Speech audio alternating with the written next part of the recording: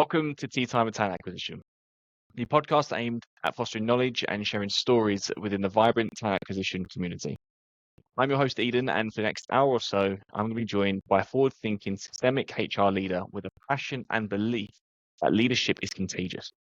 This individual has demonstrated success in organization effectiveness and building future-proof organization capabilities, as well as delivering on business and HR strategies for teams like Opal, Renault, and Lilium.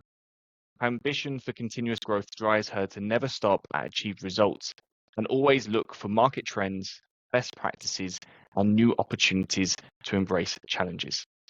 And this is why I'm very excited to dive into her chosen topic and explore how, from her own perspective, talent professionals can transition further into the strategic partners we all can be, but also to lay out a blueprint for anyone who's interested in doing this in their own career. So when you're ready, grab your favorite tea or coffee if you prefer, and join me in welcoming today's guest, the senior partner at MacPherson, Irina Pelevina. So thank you so much for joining. Thank you, Eden. That's really a great pleasure and actually a great honor for me to be part of your community that you are building, the community of the talent acquisition professionals. And if I can really contribute from my experience, from my background and expertise to the benefit of all of you, I would be extremely happy and glad to be here. Thank you. No, I appreciate it. And I think, look, we've gone through some preparation already for the conversation we're going to have. I know there's value added. I'm like I said, I'm genuinely excited to kind of peel back this. But before we get into strategic partnership, before we kind of set apart into the blueprint aspect, I want to ask you just is an off-topic question. And this is one that I'm putting forward to everybody because I'm genuinely curious to kind of hear people's perception on this. And it's around what we call high performance talent teams, right? So from your own opinion, what do you feel makes a high performing talent team? Good question. I think high performance, this is always the term that you use in every team. And that's not only the talent acquisition team. I think definitely one of the measure of the high performance is being able to achieve the set up objectives and targets for the team for the certain period. And that's one of the tangible measures to do so. But at the same time, the high performer definitely means who understands the business dynamics and can adjust the solutions, what you're offering for the business to bring that value to the table alongside with the business leaders. And I think that's one of the key differentiators, which leads towards more forward thinking, using the data, being very close to the business, understand how business runs, and being able to deliver the valuable solutions to the business. Do you think what we're talking about today, which is strategic partnership, do you think that directly impacts whether or not a team is going to be a high performing team? Absolutely. I think that's one of the key component and success component for any individual to build and grow gradually the strategic perspective, because that's the way how you can contribute and deliver that extra value. And we always talk about exceeding expectations, and by exceeding means you need to anticipate the things. Yeah. Okay, well, look, let's set the scene because I've spoken about strategic partnership with different guests in the past. But from your perspective, what do we mean by the talent acquisition team member or talent acquisition team becoming a strategic partner? What do we mean at its core, shall we say? Yeah, I think core for any strategic skill is definitely understand the business needs and what are the long-term business needs, because that's how the strategy comes forward. But for the talent acquisition partner to become strategic is not that much of difference. First of all, to understand the business needs and be close to the business, but at the same time, bring the expertise from the talent field and talent acquisition field, which is usually the knowledge of the market, knowledge of the candidates, and as well matching the needs of the business together, and then bring the value in the longer term perspective of the longer term needs for the organization and for the company. Why? I mean, why did it even matter? Let's be honest. Why should it matter to somebody, for their career, for what they do today? Why would they want to try and move into that kind of that role? Although it's the same role, it's a slightly adjusted role. Mm-hmm. Yeah, I think that's coming naturally nowadays as we see a lot of disruption, a lot of changes are happening across the whole world. Maybe in the past you would see that more coming and transpiring in the emerging markets where the change were happening extremely fast. Now nobody is different. Everything is changing very, very fast, and there is no way to predict very clearly what's going to happen in the next 12 or 18 months. So that's why it's becoming more and more important to be aware what is happening, what's the landscape in-house in their company, as well as what is happening in outside of the organization, so that you can be always at the edge of the new trends, the new things happening, and be able to be up to speed to deliver your solutions to the business as they need it. Curious because you're saying your solutions to the business, which I agree when we're employed by the business. What about the individual? I mean, we're all a little bit selfish, right, for our own careers as well. So what's kind of the enhancements for myself, kind of taking that strategic route, again, kind of on the selfish career side? I don't know, it's not selfish actually. We all have our own careers. We're not working for the same business for the rest of our lives. Yeah, We I hope think we don't. that's a very good point, Eden, because everything starts from the individual. No matter what we do, everything we do is based on our own motivation. And of course, for us, it's always good to understand why I should do that. And in this case, I think there is, for me, quite an easy answer, because first of all, that helps you as a professional to grow yourself and grow your value to be long-term employable in this world and in this market. And I think I'm meaning really more employability rather than having a job or career, because the things are changing and you don't know when you are going to change the job, change the industry, completely change your profession. And that all depends on how the world is going to evolve and expand. So that's why employability is extremely important. And being strategic in that sense helps you to be always up to speed with the changes and dynamics of the market, what is happening in the world, and adjust yourself and be maybe sometimes upfront with the change and the adjustment and lead that change. I like that approach because I'll be honest with you, I speak to a lot of people about, making adjustments and becoming more strategic. And a lot of my clients are internal TA members, and we kind of have these open discussions anyways. But it's the first time someone's actually used the phrase kind of focusing it as an employability perspective, and kind of making sure that you are still employed, or people still want to have your skill sets regardless of where the market's shifting. So I think if anyone's listening, that's kind of the big focus here is, it's not because it benefits the company. I mean, it does. It will benefit you today, but it's going to benefit your chances of opportunities in the future, 12, 18 months down the line, 10 years down the line, if you continue things like this. And I think that's really the take home that I want to get people to drive into a little bit. What kind of the challenges do you see, people generally face when they say, yeah, I want to become more strategic in my role? Like, that's the route I want to go. I'm excited by that. And then they hit first blocker, second blocker, whatever it is. But what kind of some of these unforeseen challenges that people might be looking out for? Yeah, I think there are, because we're all different, so different people might face different challenges, and this is obvious, that is natural. And you might need to understand what type of challenges you are facing. And quite often, one of the things that I've seen happening when people were trying to overcome and become that more strategic thinking is really letting go some of the day-to-day operational things. And quite often people feel comfortable staying in that space, and getting outside of the comfort zone. These are one of the things that every person has to first try to get over and come over that challenge, and identify the area, what you want to drop off, and then start spacing some time to develop the strategic activities. And that's where maybe one of the critical starting points might land, because we always tend to say, oh, I don't have time, I don't have skills, or I don't have whatever, or the manager wants me to do something different. But it will still need to start from yourself. And that's what we were mentioning in the beginning. What's the motivation for me to start doing things differently? And if you understand that, then you try to figure out how to find the way. I see that quite a lot with people stepping into leadership roles. Because obviously, stepping into a professional leadership role, you are becoming more strategic. That is part of the job, and I see that a lot. So I did a lot of research with a friend of mine, who's a fractional CTO, who was doing a lot of research into like the role of an engineering manager and the biggest reason a lot of DMs kind of took the step up and then step back down is because they couldn't let go of their day-to-day tasks of coding. That's how they saw their experience, that's how they saw the value they added, and they couldn't make that shift, or they weren't able to make that shift quick enough for the companies. So and that's obviously going into a more strategic role. Bringing it back into what we do though, as kind of individual contributors, it might not be as easy for someone to sit there and say, okay, well, I'm just going to stop sourcing for a period of time, because that's their actual day-to-day job.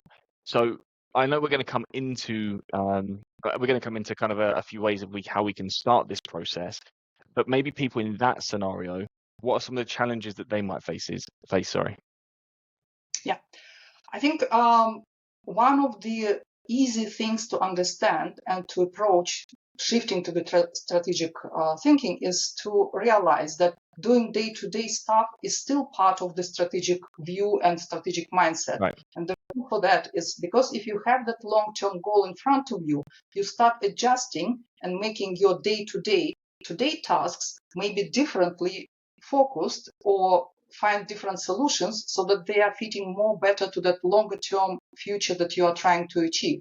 So that's equally important, to have the strategic view and as well as being able to focus on your day-to-day operational tasks, but with that future view in mind. Do you have an example of what that might look like? Again, might be jumping a bit too soon, but is there an example that kind of springs to mind? Yeah, I think definitely one of the easiest ways to start off is looking at what's your plan for the next 12 months and what's the business for the next 12 months. And one of the experiences I had quite recently was when the business was anticipating to have a launch of the new facility very soon, but the HR was not heavily involved in those technical side of the activities that they've been preparing. But once you start digging into that, you realize that, wow, still with the automation being brought in, there is a lot of new skills required to be hired to the organization, and then increase on the shift and the landscape and the model that the business is going to operate. So extra hires would be needed to be brought into the company to the certain point of time. And since talent acquisition usually sits at the very first step of the execution campaign and preparing the launch of either operations or program or product, you name it, depending on the type of the business that you are in. The opportunity to understand when it's needed to be done, what's the lead time, what the challenges we would face as a team, and what solutions we need to bring as a team to make that success, that's the need to start thinking a little bit ahead of us. So once you do that, then you really understand, okay, if we are going for the automation, what type of skills do we need? Oh, we need to have the automation skills in-house, which we have never had in the past. Can we easily hire them externally? Is it easy skill to find? If yes, good, we're in a good shape. But if not, then you need to start coming up with some creative solutions. Do you target only in the market that you are present, or you want to extend it to the external markets and then relocate the individual and bring it to the country where you're operating? And that involves already some other discussions on the compensation, on the mobility, and everything else. So that's how that anticipation of the future needs can impact your day-to-day activities as a talent acquisition professional, definitely. I think obviously for TAs, we're privy to information before it even happens, right? So, you're having a conversation with your hiring manager. Actually, I'll tell you what, prime example. March of this year, one of my hiring managers called me and just said, look, we're doing some research into technologies, right? They hadn't officially chosen the long-term tech stack of their teams. We ran some reports for them. We gave them the information. We all went on our merry ways. And then he called me up a couple of months later and said, okay, can you break it down into represented groups, underrepresented groups, obviously women, men, etc., non-binary? Can you break it down to that so we can see what the scope of this looks like? Because for them, diversity inclusion is going to be a big drive for them. And they want to say, okay, if we're going to choose a technology, I know obviously technologies are by and large the same these days anyways, but we want to find something that we know we can actually represent a broader group of people in as well. And that's obviously part of the reason why I actually chose a specific tool. Because what they're building, it could be built like 3 or 4 different technologies. And don't get me wrong, you'll have some pros and cons about various things on there, but their element of choosing wasn't just down to, are we coding that today? It was actually down to where the market is, who can we help attract, how can we bring more diverse talent into our team. There's a lot of different things, and that spanned off of just a off the cuff conversation of, okay, can you give me some information? And again, I'm an external partner, so it might have sped things up quicker if I was internal with them. But I think that's when you was talking about that example, that's kind of how I interpreted, something that happened with us recently as well. And I think people listening might kind of now start spinning their own ideas, thinking, okay, this actually is happening or has happened in the past. You did mention briefly about employability, right? And the next 12 to 18 months is quite unclear of what's happening, not just in talent acquisition, but loads of markets are being disrupted. My colleague, I don't know where she got the stat from, so I'm going to have to ask her after this, but she said 54% of all the startups that were funded this year in Europe are AI-led companies, which is insane. So there's clearly disruption across every component that we're going to be working in. So how can industry trends, how can market conditions, how can this influence the process or the shift needed for us to become more strategic? Definitely, there are various ways where we need to grasp the current trends and that might be impacting us as an individual, as be able to deliver our own job, and as well as to help our business to deliver their job to the better sense. And if we look at the AI, this is definitely one of the biggest disruptors in the market, which impacts each and every industry. So if you look at the perspective how it disrupts and interferes with the business day to day, not even yet talking about the TA function as it is, but business, what you have to support, that gives you the perspective of changing maybe the skill set that your individuals would need to bring to the organization, either to be able to build the AI tool within the organization or being able to use the AI tool which is being delivered by another partner or service that you are using. And these are all the considerations that you as a TA professional as well as the hiring managers have to take in the mind when you create the job description or the profile for the role that you are going to hire. And as well, in the anticipation strategically where the organization wants to go by using or not using the AI tools, in which sphere, in which function, and then building that understanding with the hiring managers per function and discussing those questions and topics openly and transparently will help you to give better solutions for the business in your talent acquisition space.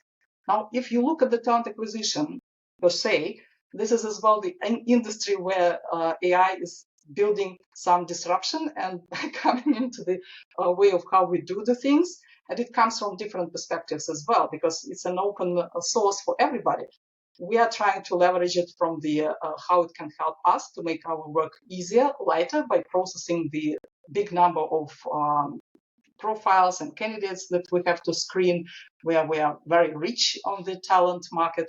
But at the same time, we are trying to find a way how it can help us to avoid and minimize the biased decisions based on the profiles that we screen. But that's kind of a blessing and a curse, as I call, because yes, on one side, we want it to help us, but at the same time, we need to be mindful what was the teaching mechanism for the AI tool that we are using.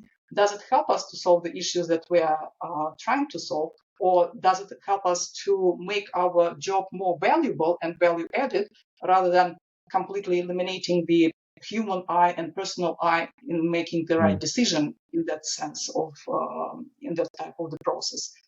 And at the same time, we see now a big wave of AI-generated resumes, how you as a talent acquisition professional can distinguish this AI-generated resume versus the genuine created resume, and what's the type of professional behind that resume.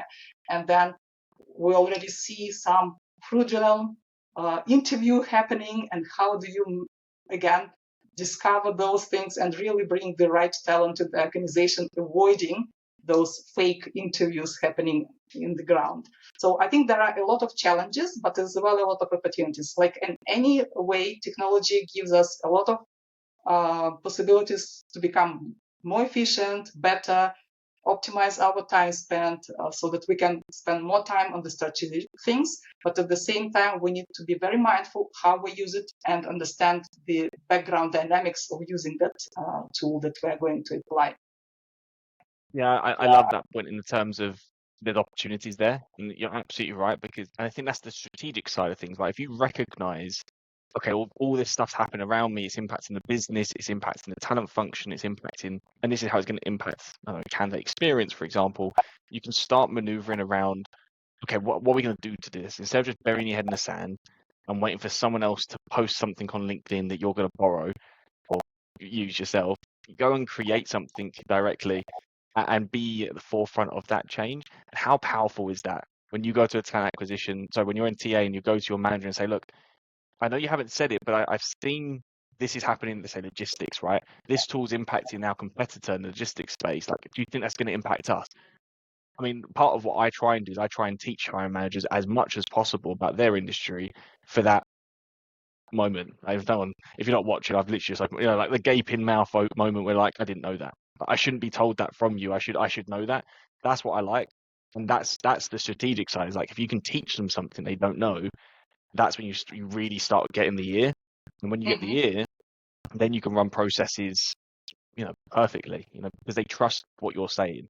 Going from, I it's going to sound bad. I call it CV pushing. All right, when you're just supplying CVs to a strategic partner, it's a big gap.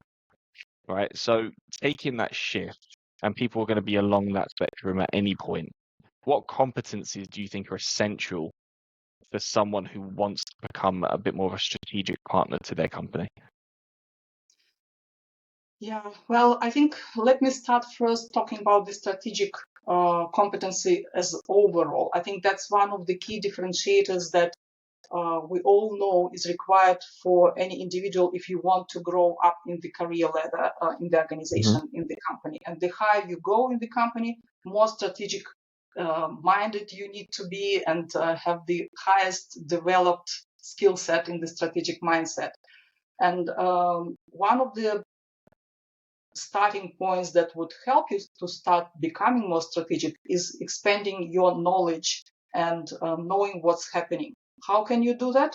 There are multiple ways, of course, but one of the most well-proved way to do that is to build your network and to connect with the people and learn from each other. So this is one of the things that you would always leverage and benefit from. The better and the wider network you have in-house and externally that helps you to build that knowledge. With that comes being curious and being proactive. I think these are the two attributes that would naturally drive you to do certain things and would drive you to do them quite naturally because you want to know something new from your partner, from your hiring manager, or from the business partner side in HR space, or with your external partners, or from the candidates. And from that, you start building that knowledge base that would help you afterwards connecting the dots, come up with some new ideas and some new solutions being offered and bring the value to the business.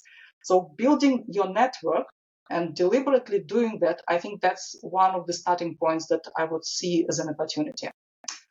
The other definitely is the business acumen, because without that, it would be difficult for you to really understand where you can add the value, how do you build the value, and what exactly value you bring as a talent acquisition partner to the business.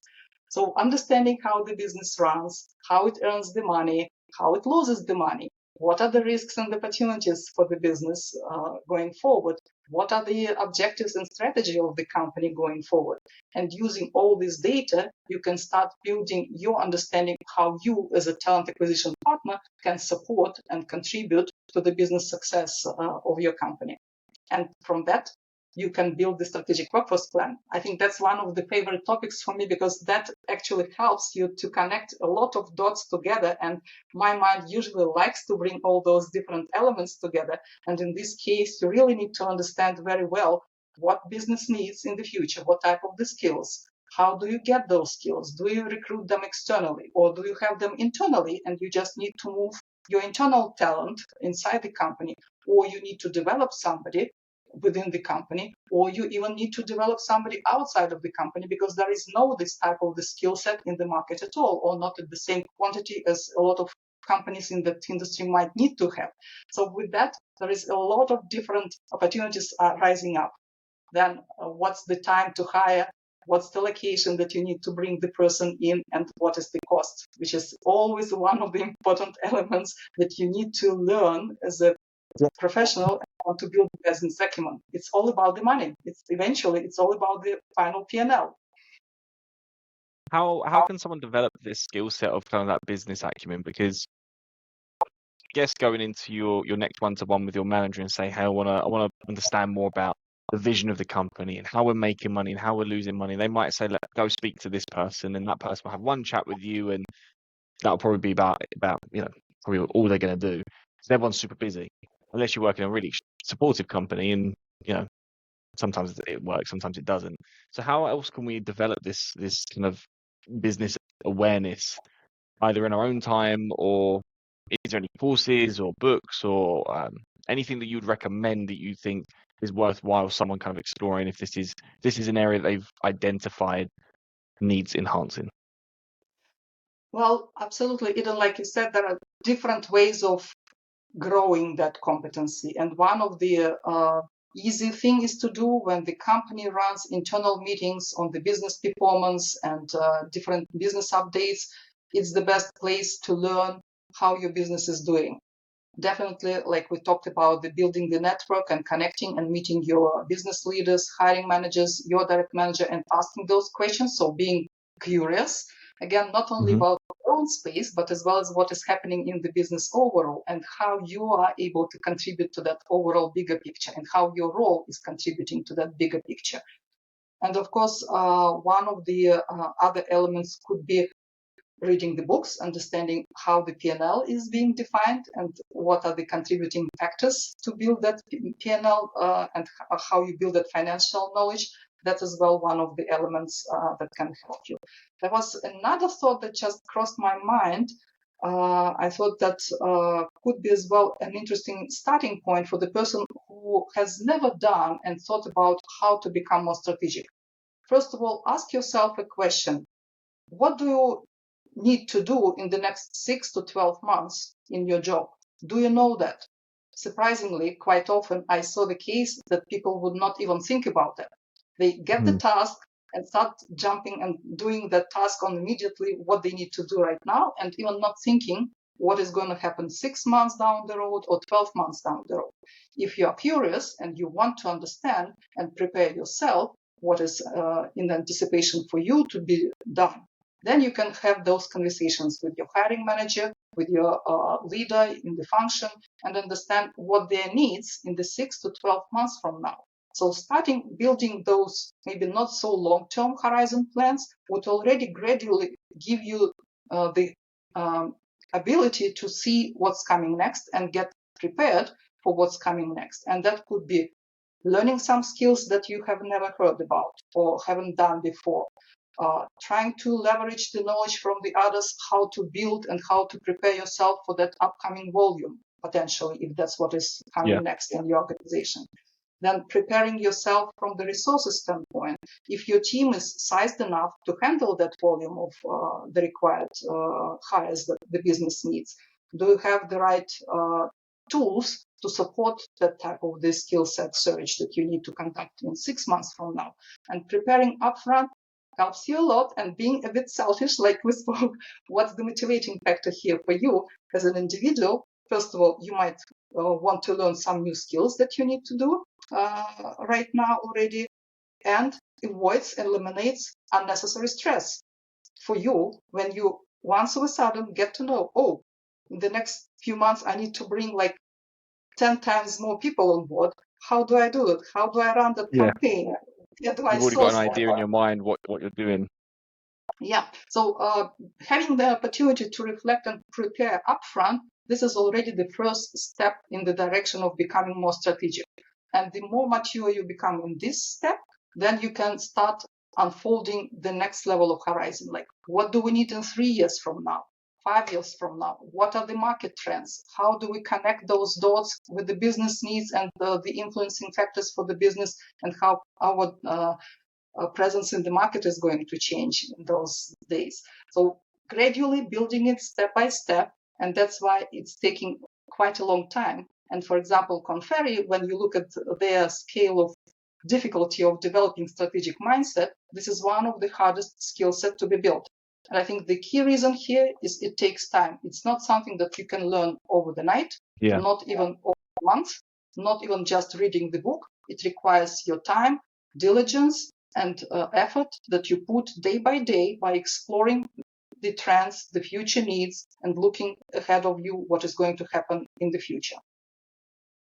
I also think if people are listening and they're curious around kind of enhancing, business awareness in general, and as you said, networking is such a powerful thing.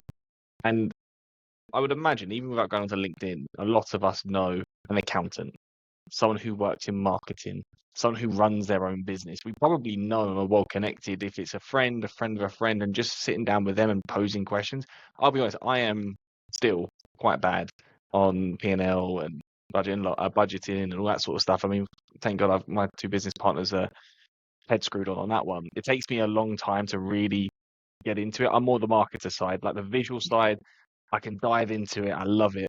When I'm looking at numbers, it's like, it's another language to me. So I have to really think and have to really focus on it. And what helped me was speaking to multiple accountants and getting them to explain it in different ways to me, and then finding a way that works well. But as I say, networking, it's going around that side of things, and now I can have a healthy conversation. Still probably get a few things wrong, but I can bring that conversation further than just sitting there going, yep, cool, yeah, I understand that. But I think it is, just putting yourself out there and realizing that you can expand so much further than just your immediate network. And LinkedIn's obviously a great tool. I mean, I'm in the UK today speaking to yourself in Germany. So, there's obviously opportunities that we can always do overseas as well. So I think just pushing yourself on that side. I love that obviously within this episode, you've posed a lot of open questions to people listening. And I'm hoping that people are listening to this and now thinking, okay, I can try that, I can go do that. And, that's what I love about this. It's not about giving the answers, but it's about giving something to think about. And I know that you wanted to finish this episode with an internal reflection exercise. So I'm going to hand it completely over to you now, and to kind of go through this exercise, and hopefully, obviously, enhances people moving forward. So take it away. Yeah, thank you, Eden. I think that a little bit speaks about me as the person who wants to give the tools to people to think and to reflect. So I'm more like on the development side and coaching side. And this is type of the exercise which I really love. And to be honest, I think everybody in this world can benefit from doing this exercise from time to time. Either you're already an experienced and well-regarded professional in any sphere that you take. Today we are talking about the talent acquisition professionals. It's applicable here as well. And as well for the new starters who are just discovering what this world of talent acquisition means for me and how to become more strategic on my way of development and in my journey. So this is about the customers and how well do you understand your customer, your direct customer that you are supporting. And here you realize we are all serving somebody some way in the certain way in order to provide our value and to earn something in return. So how well do we know our customers? There are 4 interesting questions that I would suggest you to think about and come up with the answers. And the good about this exercise is that you can do that as an individual, but the more benefit you will get as a crowdsource if you do that with your team, with the people who you know, or maybe from the same profession, or in the team setting within your company with the talent acquisition colleagues, so that you can have that brain power of your colleagues shared in this exercise. So the 4 questions are: the first one, what do my hiring manager get from me? And what does he want? So think about what he wants and what he does get from me as a talent acquisition partner. The second question is what the hiring manager wants to get but doesn't get from me. The third question is what the hiring manager doesn't want, but still me as a talent professional give that service to my hiring manager. And the fourth question is what the hiring manager doesn't want to get and doesn't get that from me as a talent acquisition partner. So there are 4 different questions that would trigger slightly different thought thinking from your side as an individual, because one is more in reflection of how I'm good and what value add I'm giving to my business partner, hiring manager, and what I'm still missing in delivering. But at the same time, it gives you an opportunity to reflect on how efficient I am in what I'm doing. And am I really focusing and delivering the value to my business partner, to the hiring manager, or I'm focusing on doing something else, and that takes much more time and effort and energy from me rather than giving the value add to my customer. So reflecting on these 4 questions really can help you to start shaping and reevaluating your day-to-day activities, how you do that, what you want to improve, and how you want to make it different going forward. So that would be one of the questions that I would pose you after you complete that exercise to think about what do you want to do differently as of tomorrow after you reflect on these 4 questions. So once you have the answers on the first 4, the last one would be the question, what do I do differently going forward? Perfect. I will put those questions in the notes as well. So then obviously anyone who's listening and wants to come back and reflect or send it to somebody and wants to just dive into the questions, they can. But Irina, thank you so much for spending some time and for going through all of this with me. And with all of this with us, I think I love this topic because I'm personally passionate about it as well. Anything that improves the TA function and helps us be seen as the true strategic partners that we are, I'm all for it. So if somebody wants to expand the conversation with you, if they want to get to know you a little bit better, they want to pick your brain a bit further, where can they find you? Yeah, Eden. Well, first of all, thank you very much for inviting me and having me today with you and having the team with the whole team. And that was really a great pleasure. And you can feel as well that's one of the topics that I'm quite passionate about. And absolutely anybody who wants to continue that dialogue and conversation and learn more from me can connect with me on LinkedIn, and I'm always open to jump into the conversation because I preach what I'm saying, I do what I'm preaching. So I like to connect with people and to learn from the others. Yeah, I wish everybody a great starting season for recruitment. I guess autumn is coming, and that's what we always see. Summer holidays are officially over when we're recording this. God, I felt it this year. But yeah, we're starting to come back through the other side, and recruitment in general seems to be improving across the board, which is an exciting phrase. And yeah, a lot of internal TAs are being hired again. Yeah, and I hope maybe some of you can already use some of the tips that we were talking about today, how to improve your day-to-day activities in talent acquisition and become more strategic to your partners. Pleasure, Irina. Thank you so much for taking the time, and enjoy the rest of your day. Thank you, Eden. Thank you, everybody. Have a great day. Bye.